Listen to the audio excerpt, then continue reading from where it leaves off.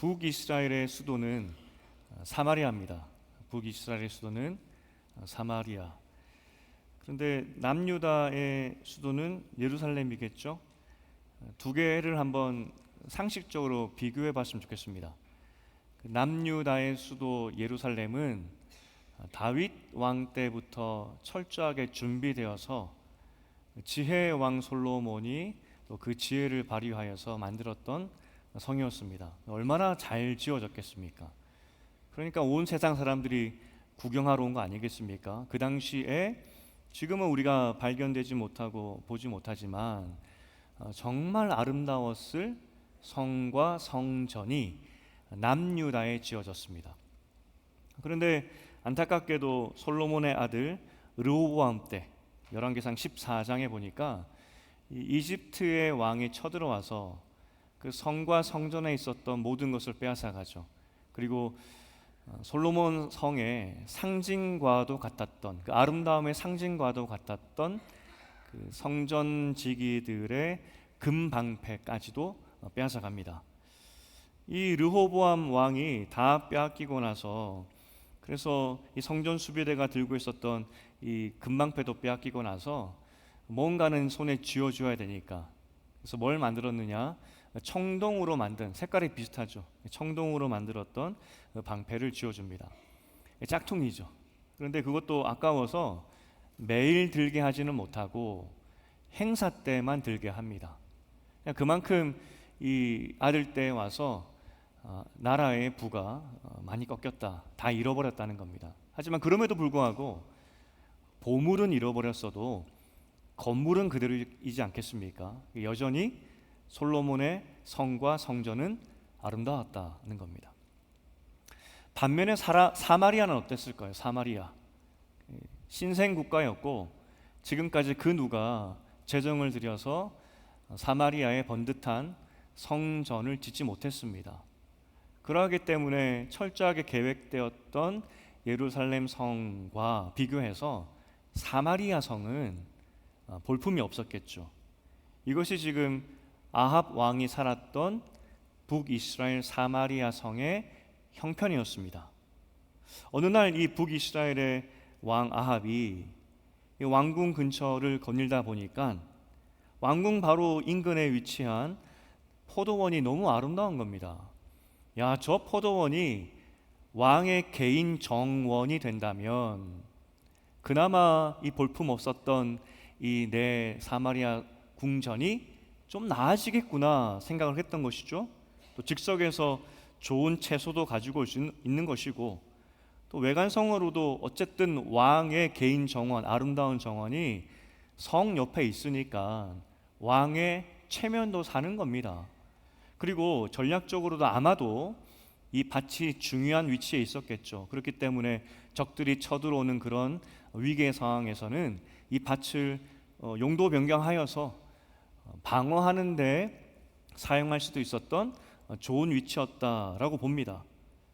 어쨌든 이 밭을 왕의 개인 정원으로 한다면 그나마 왕의 위신을 세워줄 수 있을 것이다 생각하여서 이 밭을 사자 된 거죠. 그래서 아합이 이 주인이 누구인지 살펴보니까 나봇이라는 사람이 주인이었습니다. 나봇을 불러다가 이 땅을 나에게 팔라라는 거죠. 팔던지 아니면 내가 가지고 있는 좋은 땅 중에 골라서 바꾸자, 이렇게 된 겁니다. 나봇이 이 왕의 제안을 들었을 때 어떻게 했을까요? 여러분, 어떤 것이 맞다 생각하십니까? 왕이 제안합니다. 그런데 이 나봇은 이런 지하에 거절합니다. 생각해 보지도 않고 단칼에 20장 4절 상반절인데 20장 4절 상반절을 함께 읽어보겠습니다. 시작. 이스라엘 사람 나봇이 아합에게 대답하여 이르기를 내 조상의 유산을 왕께 줄 수 없다 하므로. 나봇이 이런 지하에 거절하는데 그 이유가 뭐냐면 조상의 유산이기 때문에 못 팝니다. 바꾸지도 못합니다. 이야기를 합니다. 조상의 유산이기 때문에 그러지 못한다는 의미가 뭘까요? 의도가 요즘 말로 하면은 값을 더 쳐달라, 그걸까요? 좀 이렇게 딜을 하기 위한 거절일까요? 아니면 마치 알박기 하듯이 못 팝니다, 뭐 이런 의미일까요? 조상의 유산이기 때문에 팔지 못하겠다는 그 의미가 뭘까 하는 거죠. 이스라엘 사람들이 출애굽하여서 가나안에 들어왔습니다. 가나안에 들어와서 하나님께서 각 지파, 각 가문에게 땅을 나누어 주셨습니다. 이 땅은 단지 땅 문서를 주면서 이 땅은 네 땅이야 라고 준 어떤 부동산의 개념을 뛰어넘습니다. 가나안 땅은 약속의 땅이었고 하나님께서 자기 백성에게 주겠다고 약속하신, 정말 그 말 그대로 하나님의 약속입니다. 내 백성이기 때문에 내가 주는 선물이고 은혜의 모양이라는 거죠. 재물이 아니라는 겁니다. 상징이라는 것입니다. 그리고 그 땅을 주시고 나서 누구는 좋은 땅을 받을 수 있고 누구는 척박한 땅을 받을 수도 있겠죠. 하지만 분명히 약속하신 것이 무엇이냐면 그 땅에 이른 비와 늦은 비로 함께하면서 그 땅을 통하여서 내가 풍성하게 너를 먹이겠다 또한 약속해 주셨습니다. 그러니까 이 땅이라는 것은 두 가지 의미인데, 너는 약속의 자녀이고 그리고 약속의 자녀이기 때문에 내가 그 땅을 통해서 너를 먹이겠다. 굉장히 큰 상징입니다. 민수기 33장 54절에 그 의미가 잘 나와 있는데 함께 읽어보겠습니다. 시작. 너희의 종족을 따라 수가 많으면 많은 기업을 주고 적으면 적은 기업을 주되 각기 제비 뽑은 대로 그 소유가 될 것인즉 너희 조상의 지파를 따라 기업을 받을 것이니라. 이 민수기에서 땅을 배분하시면서 땅을 그냥 부동산이라고 말씀하지 않았습니다. 기업이라고 말씀하셨죠. 이 기업이라고 표현하신 그 이유는 물질적인 재산이 아니라 언약을 따라 주신 선물, 신분적, 관계적 표시라는 겁니다. 결혼 반지 같은 거라는 겁니다.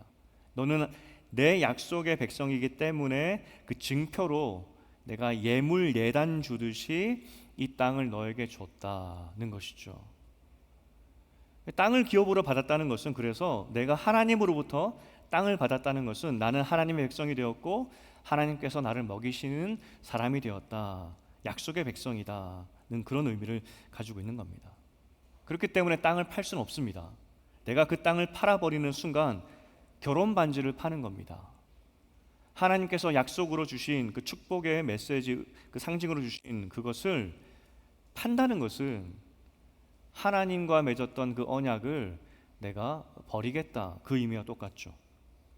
그래서 여기서 중요한 성경의 세계관이 나오는데, 특별히 50년마다 돌아오는 희년의 개념을 살펴보면 이 하나님께서 가지신 이 땅의 개념, 이스라엘의 땅의 개념을 우리는 살펴볼 수 있습니다.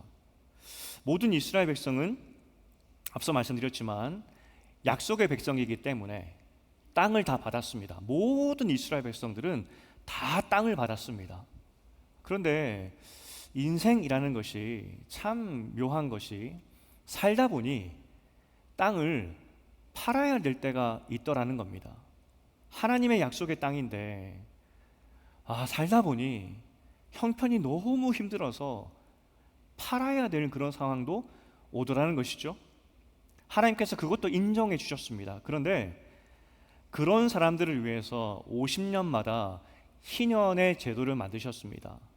매번 50년이 돌아올 때마다 그때 나팔을 크게 불어라. 그리고 그 나팔 소리가 들리면 너희는 그 땅을 원래 주인에게 돌려줘라. 그렇게 말씀하셨습니다. 왜냐하면 그 땅은 그 사람과 하나님 사이에 맺은 결혼 반지와 같은 것이니, 그 사람이 형편이 어려워서 잠깐 결혼 반지를 저당 잡히듯 팔 수밖에 없었는데, 이건 결혼 반지이기 때문에 50년이 돌아오면 돌려줘. 그게 하나님께서 만드신 희년의 의미라는 겁니다. 때로는 그 50년이 길기 때문에 땅을 팔아먹은 사람이 죽을 수도 있습니다. 아니, 내가 땅을 팔았던 그 사람에게 샀는데 그 사람이 없습니다. 그럴 수도 있겠죠. 그러면 누구에게 돌려주면 되느냐? 그 사람의 자녀에게, 후손에게 돌려주면 되는 겁니다. 희년의 개념이 그렇다는 겁니다. 땅은 단순히 부동산이 아닙니다. 하나님이 그 사람, 그 가문과 맺은 약속이기 때문에 결혼 반지 돌려줘, 그 의미가 되겠죠.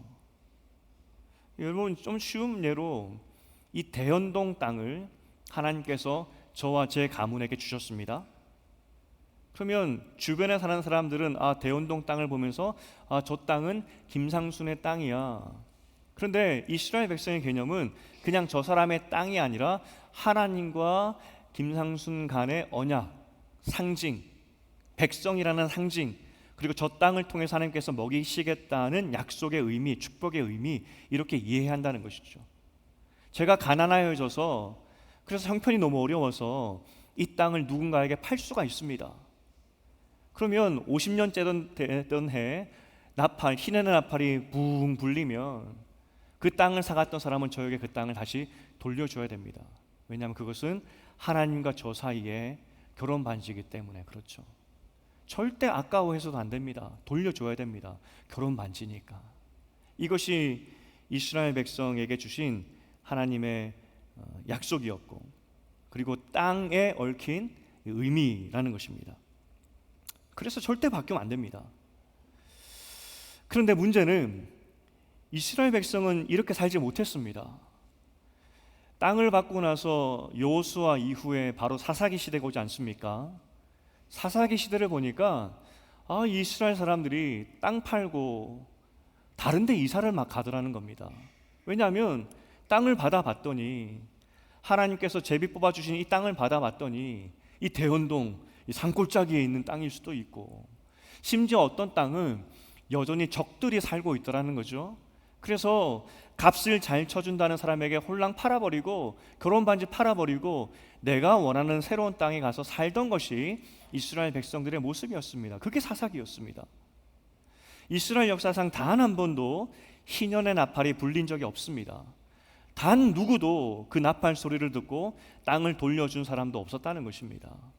모든 이스라엘 백성들이 하나님과 맺은 이 결혼 반지 다 팔아먹고 자기 멋대로 살았던 것이 이스라엘 역사의 이야기였습니다. 그래서 오늘 나봇의 이야기가 참 신기한 겁니다. 나봇이 지금 고백하는 것이 무엇이냐면, 정말 나봇은 이 민수기의 말씀을 정확히 이해했습니다. 이것은 하나님과 우리 가문 사이에 맺은 약속의 결혼 반지와 같은 것이기 때문에 왕이 아무리 좋은 값을 쳐준다 할지라도, 왕이 아무리 좋은 땅과 바꾸자고 할지라도 나는 그럴 수가 없습니다. 이것은 하나님이 우리 가문에 주신 그 약속의 땅이고 은혜의 땅이기 때문에 목에 칼이 들어와도 나는 팔 수가 없습니다. 바꿀 수가 없습니다.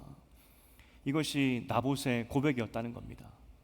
왕에게 딜을 잘하여서 더 좋은 값을 받기 위한 그런 고집도 아니었습니다.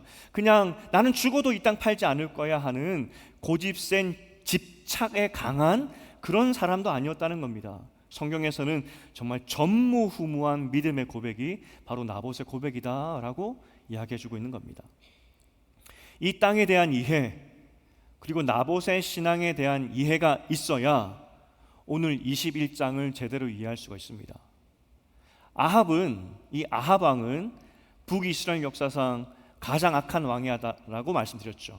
그리고 아합의 아내 이 이세벨 왕비는 얼마나 악했던지 하나님께서 요한계시록에 악한 세력의 대명사 했을 때 이세벨이라고 말씀하셨습니다. 그만큼 악한 왕이었습니다. 그래서 19장에 우리가 보았지만 이미 19장에 아합의 때는 끝났다, 내가 아합을 대신해서 예후라는 왕을 새롭게 세우겠다라고 이미 예언하셨죠. 아마도 그 19장의 예언은 아직까지 아합은 몰랐을 겁니다. 엘리야와 엘리사만 알고 있었겠죠. 하지만 어쨌든 19장에 이미 아합의 멸망은 선언되었습니다. 끝난 사람입니다. 그런데 지난번 우리가 20장 볼 때 이 아합은 이미 끝날 사람이고 22장에서 아합은 정말 죽습니다. 그러면 악한 사람이 19장의 멸망의 메시지를 받았고 예언을 받았고 22장에 죽게 될 것인데 왜 20장, 21장이 쓰여지면서 아합의 이야기를 하나님께서는 보여주실까? 그것이 지난주의 질문이었습니다. 그리고 20장의 내용이 뭐였죠? 천하의 악한 아합 왕이었지만 하나님께서 아합이 위기에 처했을 때, 전쟁 때, 질 수밖에 없는 전쟁이었는데 두 번이나 기적적으로 아합에게 승리를 주십니다. 그리고 뭐라고 말씀하셨죠? 이 승리를 통하여서 아합, 내가 여호와인 줄을 알게 될 것이다 라고 말씀하셨습니다. 그때 20장의 교훈이 뭐라고 말씀드렸죠? 하나님은 천하의 악한 아합 왕이었지만 그럼에도 불구하고 하나님은 부지런히 자신을 드러내 보이셨고, 천하의 악한 멸망당할 아합 왕이라 할지라도 하나님 보고 다시 돌이키기를 원하시는 하나님이다. 그게 20장의 내용이었다라고 말씀드렸습니다. 정말 그랬죠. 우리 하나님은 인자가 풍성한 하나님이었고 그렇게 악한 왕이었지만 기적을 두 번이나 보여주시면서 돌아오기를 바라셨던 분이 하나님이었습니다. 그러면 21장의 내용은 뭘까요? 21장은 그런데 아합의 악행이 나옵니다. 땅을 얻기 위해서 나봇을 죽이는 사건이 나옵니다. 21장이 왜 중요하냐면 아합이 이전에 우상 숭배를 했던 너무나 큰 죄를 지었습니다. 저기 어디 없다고 바알과 아세라 선지자들을 수입할 수 있겠습니까? 그렇게 수입해서 그렇게 바알과 아세라 신을 열심히 섬겼고, 섬길 뿐만 아니라 수많은 선지자도 죽였던 사람이 아합 왕이었습니다. 그것만으로도 충분히 그는 왕위에서 쫓겨날 죄를 쌓았죠. 죄를 쌓고 쌓았던 것이 아합의 이전 모습이었습니다. 그런데 21장에서 말씀하시기를 저 천하의 나쁜 아합 왕이 멸망당하는 그 이유가 무엇이냐면 21장 사건 때문이다 라고 말씀하고 있는 겁니다. 이 아합이 나봇을 비참하게 죽였는데 하나님의 약속의 그 상징, 그 언약의 상징, 하나님과 맺었던 그 마치 이 결혼 반지 같은 것을 지키려 했었던 그 나봇을 비참하게 죽이고 그 결혼 반지를 빼앗아 온 그 아합, 내가 그 죄 때문에 아합을 비참하게 죽게 만들 것이다, 그렇게 말씀하고 있다는 겁니다. 그가 우상 숭배를 했기 때문에, 그가 이전에 수많은 선지자를 죽였기 때문에가 아니라 아합이 나봇을 죽였기 때문에 내가 그대로 갚아주겠다는 것이 21장의 메시지라는 것입니다. 오늘 우리는 21장을 보면서 20장에서는 하나님의 인자를 볼 수 있어야 한다면 21장에서는 하나님의 분노를 볼 수 있어야 됩니다. 하나님께서 아합이 나봇을 죽인 것에 대해서 저렇게 분노하시는구나, 그것을 볼 수 있어야 된다는 것입니다. 다시 본문을 보면서 하나님이 왜 분노하셨는지를 좀 보려고 합니다. 나봇이 땅을 파는 것을 거절하니까 아합이 처음에 어떻게 반응을 했냐면 21장 4절입니다. 21장 하반절, 4절 하반절을 함께 읽어보겠습니다. 시작. 아합이 근심하고 답답하여 왕궁으로 돌아와 침상에 누워 얼굴을 돌리고 식사를 아니하니, 오늘 보면은 근심하여 답답하여 이 단어를 쉽게 설명하면 언짢고 화가 났다는 겁니다. 언짢고 화가 나서 밥 먹지 않고 벽 보고 돌아 누워 그렇게 방에 들어갔다, 그거죠. 좀 이상합니다.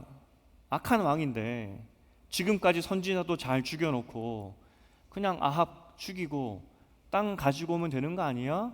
강제적으로 빼앗아 오면 되는 거 아니야? 라고 하는데 아합은 지금 방에 들어가서 벽 보고 돌아 누웠다는 거죠. 좀 이상합니다. 우리가 추측하기는 어쨌든 이스라엘 백성들 이 땅의 개념은 거의 사라졌다 할지라도 그래도 이 땅을 함부로 빼앗거나 팔면 안 돼, 왕이라 할지라도 하면 안 된다는 어떤 그 기저에 깔려있는 문화적인 분위기가 있었지 않았을까라고 보는 것이죠. 어쨌든 이 밥 먹지 않고 벽 보고 돌아 누운 이 왕을 보면서 왕비 이세벨이 이렇게 이야기를 합니다. 21장 7절인데 함께 읽어보겠습니다. 시작. 그의 아내 이세벨이 그에게 이르되 왕이 지금 이스라엘 나라를 다스리시나이까 일어나 식사를 하시고 마음을 즐겁게 하소서. 내가 이스라엘 사람 나봇의 포도원을 왕께 드리리다 하고, 원어로 보면은 왕이 지금 이스라엘 나라를 다스리시나이까 무슨 말이냐면 쉬운 말로 당신은 왕입니다. 왜 그깟 일로 고민합니까? 그겁니다. 당신은 왕입니다. 왜 누워 있습니까? 여러분 기억할 것은 이세벨은 이방 나라 사람입니다. 이방 땅 출신이죠. 이방 나라의 왕은 내가 원하면 다 가질 수가 있는 겁니다. 그 나라 백성이라면 당연히 왕의 말을 법으로 따라야 하는 것이 이방 나라의 법입니다. 자고로 왕이라면 멋진 땅을 가져야 하고, 자고로 왕이라면 백성은 당연히 왕에게 바치어야 한다는 것이죠. 이세벨은 철저하게 이방 나라의 사람이었기 때문에 하나님의 말씀과는 아무 상관없는 겁니다. 하나님의 법과는 상관없죠. 당신은 왕이기 때문에 왕의 법대로 하소서, 내가 찾아주겠습니다 라고 이야기하는 겁니다. 그리고 꾸민 계략이 무엇이냐면 동네 지도자들에게 편지를 씁니다.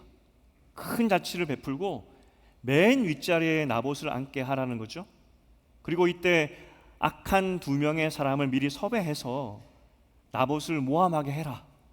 내용은 하나님과 왕을 모욕했다, 이렇게 모함을 하면 그때 너희는 그 사람을 끌어내서 돌로 쳐 죽여라는 겁니다. 신앙도 없는 이세벨이 이때는 꼭 하나님 이름을 팔죠. 어쨌든 성공합니다. 나봇은 죽습니다.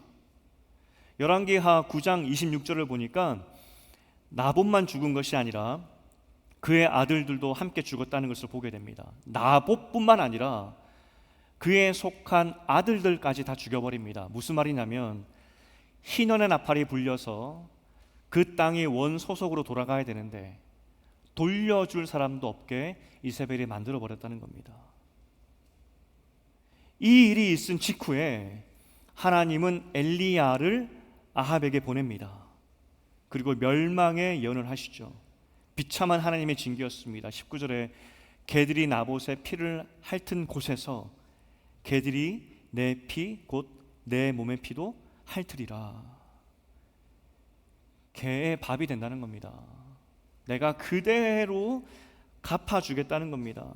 하나님이 엘리야를 보내서 이 누구도 쉬쉬하면서 이거 이세벨이 한 짓입니다라고 말하지 못할 때 엘리야를 통해서 말씀하는 겁니다. 보십시오, 나봇이 돌에 맞아 죽었습니다. 그런데 이 살인자는 이세벨입니다.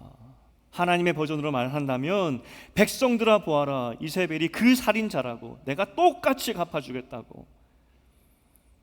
하나님의 분노, 진노가 느껴지십니까? 우상 숭배가 문제가 아니었습니다. 수백 명의 선지자를 죽이는 것도 문제가 아니었습니다. 20장을 보십시오. 하나님은 그런 아합에게도 인자를 베푸시면서 기적을 베푸시면서 내가 하나님이라는 것을 끊임없이 보여주려고 하셨던 것 분이 하나님이셨습니다. 그런데 그렇게 인자하셨던 하나님이 20장의 이 사건 때문에 진노의 모습으로 바뀌게 됩니다. 나봇에 향한 하나님의 그 마음, 그리고 그런 나봇을 죽였던 이 아합에 대한 하나님의 진노, 여러분 그것이 느껴지십니까? 오늘 나봇을 보면 참 많은 것이 생각이 좀 들었습니다. 나봇이 불쌍하기도 하고요. 땅 좀 팔고 말지 왜 그랬을까? 아니 그렇게 악한 아합과 이세벨을 알았다면 뭔 짓을 꾸밀지 모르는 그런 사람들인데 왜 예상을 못했을까? 그리고 하나님도 좀 야속했습니다. 좀 지켜주시지. 죽고 나서 그렇게 분노하시면 뭐하나, 죽은 나봇만 불쌍한 거 아닌가 하는 그런 생각도 들었습니다. 오늘 이 사건을 우리는 엘리야의 그리고 엘리사까지의 큰 사건, 그 큰 틀에서 해석을 해야 됩니다. 우리가 갈멜산의 사건이 구약 성경에서 굉장히 큰 전환점이다라고 설명드렸습니다. 그 전환점의 상징의 그 단어가 7,000명을 남겨두었다 였습니다. 기억 못하셔도 됩니다. 이전까지 하나님의 사역의 방법은 정말 갈멜산에 내렸던 그 불과 같은 방법이었습니다. 기적의 방법이었고 하나님의 권능의 방법이었습니다. 누가 봐도 야, 하나님 살아계시는구나. 그런 기적의 방법으로 하나님은 하나님의 사역을 이끌어 가셨습니다. 그런데 갈멜산의 그 사건, 그 고요한 세미한 음성 이후로 하나님의 사역의 방법은 바뀌게 됩니다. 세미한 음성을 듣고 반응하는 7,000명 같은, 여기서부터 남겨진 자의 그 신학이 시작되는 겁니다. 하나님의 사역의 방향은 기적의 방법, 그 놀라운 그런 권능의 방법이 아니라 하나님의 세미한 음성에 듣고 반응하는 남겨진 소수의 사람을 통하여서 내가 이제 사역을 하게 될 거라고. 엘리야가 왜 실망했죠? 하나님, 이런 기적을 더 보여주셔야죠. 이런 권능을 더 보여주셔야죠 라고 할 때 하나님께서 말씀하셨습니다. 이제 내 사역의 방향은 세미한 음성이고 소수의 그루터기 같은 사람들을 통해서 사역하겠다고. 그게 하나님의 중요한 메시지였습니다. 오늘 나봇은 첫 번째 그루터기입니다. 그 누구도 땅에 대한 이 언약의 의미를 기억하지 않고 다 결혼 반지 팔아버리고 자기 멋대로 살아가는 그 시대에 나봇은 달랐습니다. 이 땅은 하나님이 내 가문에게 주신 약속의 상징이기 때문에 나는 절대로 팔 수 없습니다. 아니, 이 시대에 이런 신앙의 사람이 어디 있겠냐고요. 정말 그루터기 같은, 이름도 없는 빛도 없는 그런 사람이었습니다. 하나님의 세미한 음성에 반응하여서 그 약속을 붙잡고 사는 그런 사람이었습니다. 그런데 오늘 아합이 그 그루터기를 캐서 그 그루터기를 불태워버렸습니다. 그 그루터기를 캐서 갈기갈기 찢어서 개의 밥이 되게 만들어버렸다는 겁니다. 하나님은 오늘 그루터기가 뽑혀서 죽어가는 그 상황 가운데 분노하시면서 감히 내 그루터기를 네가 그렇게 죽일 수 있느냐, 내가 똑같이 갚아주겠다. 그게 하나님의 음성이었습니다. 아합이 멸망했던 이유는 우상숭배나 선지자를 죽여서가 아니었습니다. 오늘 본문에서 분명히 말씀하십니다. 어떻게 내 그루터기를 죽일 수가 있냐고. 내가 똑같이 갚아주겠다고. 이것이 아합이 망한 이유다라고 하나님은 설명해 주고 있는 것입니다. 오늘 개인적으로는 굉장히 의미 있는 주일입니다. 여러분 혹시 아십니까? 제가 2년 전 7월 셋째 주부터 설교를 시작했었습니다. 그러니까 2년이 지났고 7월 셋째 주가 왔기 때문에 오늘부터 저는 3년차 목사입니다. 오늘 3년차의 주일을 기념하면서 저 나름대로, 그리고 나봇의 말씀을 준비하면서 하나님의 일하시는 방법은 오늘 나봇처럼 이름 없이 빛도 없는 하나님의 약속, 그 결혼 반지와 같은 약속의 말씀 붙잡고 살아가는 사람들, 이 사람들을 통해서 일하시는데, 지난 2년 동안 나 스스로는, 그리고 우리는 이 하나님의 언약의 말씀, 약속의 말씀을 붙잡고 살아가는 그 연습들, 훈련들, 그리고 성장들이 있었나 하는 생각으로 말씀을 준비했습니다. 그리고 이제 3년차 들어가는 주일이기 때문에 사실은 도전의 설교를 준비했습니다. 여러분, 이 땅에 그루터기로 사셔야 됩니다. 오늘 하나님께서 그루터기가 뽑혀서 갈기갈기 찢겨 죽였을 때 마음 아파하시며 그렇게 죽인 아합을 향하여서 바로 엊그제까지 인자로 긍휼을 베푸셨던 하나님이신데, 오늘 그의 죽음 앞에서 진노하시듯이 하나님은 우리에게 그런 삶을 요구하시고, 또 우리가 그렇게 살아가는 동안에 찢기고 아파할 때 누구보다도 분노하시며 애통하시는 분이 하나님이시니 여러분 그루터기로 살아야 됩니다 라고 설교하라고 했었습니다. 설교 영상이 계속 올라와요. 쇼츠라고 조그마한 1분짜리가 올라옵니다. 편집을 클라이맥스의 부분에 편집을 해야 되겠죠. 설교의 가장 중요한 부분. 그러다 보니까 맨날 틀면은 제가 깜짝깜짝 놀라요. 소리 지르고 있습니다. 틀면은 제가 막 소리 지르고 있고. 화가 났나 생각이 들기도 하고, 오늘은 그런데 진심으로 도전하면서 제가 여러분들에게 그루터기로 사십시오라고 선포하려고 했습니다. 구약의 선지자에게는 두 가지 역할이 있습니다. 첫 번째는 가르치는 역할, 하나님 말씀을 풀어서 그래서 그렇게 살도록 만드는 것이 선지자의 역할이고요. 두 번째 역할은 선포입니다. 백성들이 듣기 싫어한다 할지라도, 때로는 하나님의 심판의 메시지, 채찍 같은 말씀이라 할지라도 선언적으로 선포하는 것이 선지자의 역할입니다. 오늘은 정말 선지자처럼 선포적인 메시지를 준비했었습니다. 7,000명이 되십시오. 나봇이 되십시오. 여러분은 언약의 백성입니다. 어떻게 언약의 반지를 뺄 수가 있겠습니까? 세상과 타협하지 마시고, 세상이 1,000만 금을 준다 할지라도 이 결혼 반지 빼시면 안 됩니다. 하나님 자녀답게 거룩하게 사십시오. 재정의 문제를 두려워하십니까? 두려워하면 안 됩니다. 주님께서 결혼 반지 끼워주시고 내가 먹이신다고 말씀하셨기 때문에 두려워하면 안 됩니다. 건강의 문제 때문에 마음이 흔들리십니까? 절대로 그것 때문에 두려워하시면 안 됩니다. 하나님이 여러분에게 결혼 반지 끼워주시고 지켜주신다 약속하셨기 때문에 두려워하면 안 됩니다. 주신 분도 하나님이시고 거두어 가신 분도 하나님이시기 때문에 여러분, 빈부의 어떠한 상황 가운데 처하든지 하나님은 원망하면 안 됩니다. 때로는 하나님께서 모두 다 가져가실 수 있습니다. 그런데 절대 잊지 말 것은 여러분, 하나님의 약속에 자라나는 것 잊으면 안 됩니다 라고 이런 식으로 제가 외치려고 했었습니다. 그런데 제가 선포적인 메시지를 준비할 때마다 잘 안 됩니다. 잘 안 되는 걸 알기 때문에 제가 일주일 동안 전투력을 막 올립니다. 성도님들의 잘 못 사는 부분, 잘 안 되는 부분, 저를 돌아봐도 그렇죠. 그래서 2년 동안의 아쉬움들, 그리고 우리가 나아가야 될 방향들 생각하면서 지난 주 동안 계속 전투력을 높였습니다. 청년사회 갈 때도 사실 도전해야 될 때가 있지 않습니까? 어떻게 매번 위로만 할 수 있겠습니까? 일주일 내내 전투력을 올려서 이번 주에는 내가 반드시 채찍 같은 말씀을 준비해서 전해야지라고 해도 토요일 밤이 되면 원고를 다 고치고 있는 겁니다. 왜냐하면 하나님이시라면 어떤 말씀을 전하실까? 하나님께서 하나님 백성들을 하나님의 집으로 모으셨는데, 하나님이라면 이 모은 백성들에게 어떤 말씀을 전하실까?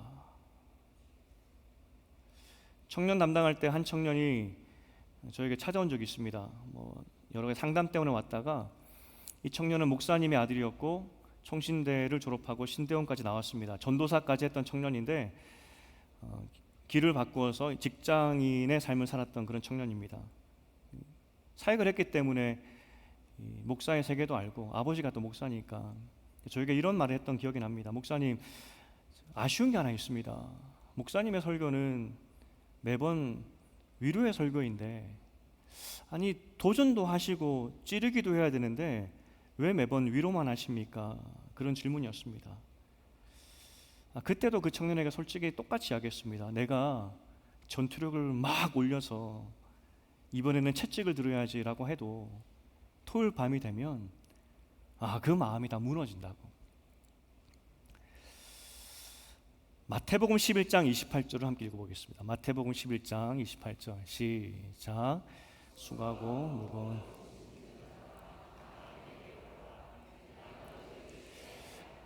이것이 주님의 말씀입니다. 결혼 반지 팔아서 나름대로 열심히 살겠다고 발버둥 쳤지만 결국 내 어깨에 짊어진 것은 수고하고 무거운 짐밖에 없었습니다. 그런데 주님께서 말씀하십니다. 그 짐 가지고 오라고. 내가 너를 쉬게 하겠다고. 이게 예수님의 마음인데, 그리고 오늘 이 주일에 기가 막힌 상황이지만 그래도 어찌했든지 예배당에 찾아왔는데 이분들에게 내가 채찍을 들 수 있을까? 그리고 예수께서 말씀하시는 것이 그 다음 절 29절입니다. 29절을 함께 읽어보겠습니다. 시작. 나는 마음이 온유하고 겸손하니 나의 명예를 멀고 내게 배우라. 그리하면 너희 마음이 쉼을 얻으리니. 오늘 예수께서 또 말씀하시는 것이 그 짐 다 내려놓고 내 멍에를 지라는 겁니다. 예수께서 우리에게 지어주시는 멍에가 무엇이겠습니까?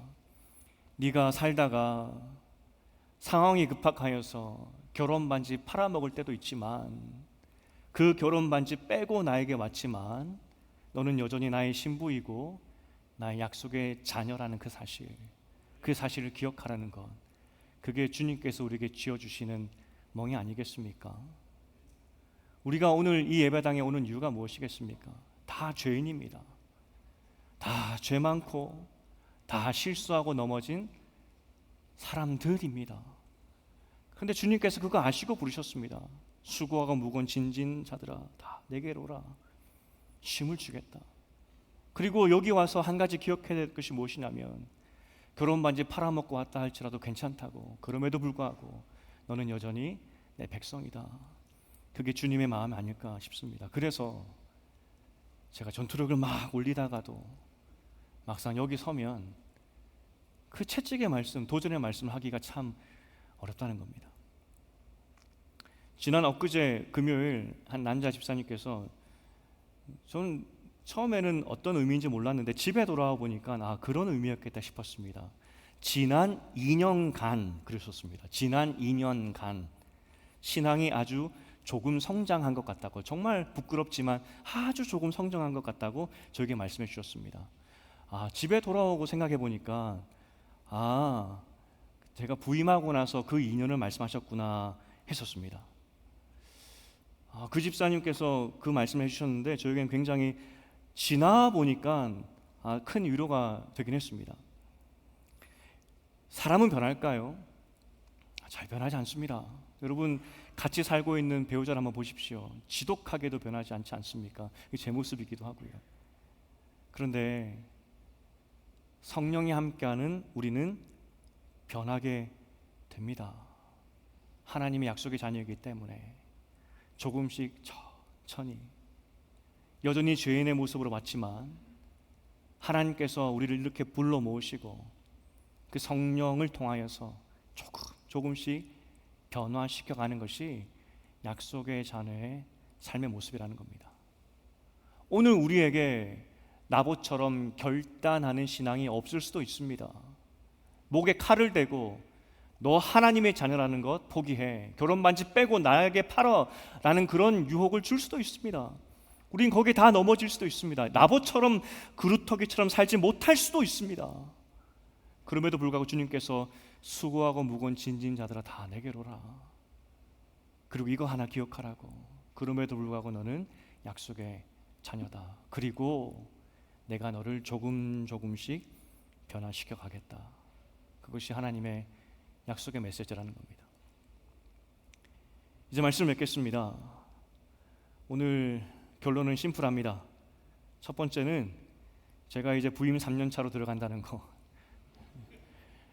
두 번째는 수고하고 무거운 짐을 가지고 우리는 그럼에도 불구하고 하나님께 나가야 됩니다. 그렇게 나아가기 시작할 때 우리 주님께서 너는 그럼에도 불구하고 하나님의 약속의 반지를 낀 내 백성이야 라는 것을 기억하게 만들어 주실 겁니다. 그리고 오늘 나봇처럼 이 땅의 그루터기의 삶을 살 수 있도록 우리를 빚어 가실 것입니다. 그리고 그렇게 빚어간 여러분을 통하여서 하나님은, 세미한 음성에 반응하는 여러분을 통하여서 하나님은 일하시기 시작하실 것입니다. 간절히 축복하기는 이 세미한 음성, 하나님의 언약 백성이라는 이 사실을 매일매일 들려주시고 확증해 주시는 이 세미한 음성을 듣고 그래서 반응하여 그리고 성장하여서 이 땅에 그루터기처럼 사는, 이 땅에 나봇처럼 사는 여러분 되시기를 주님의 이름으로 축복드립니다.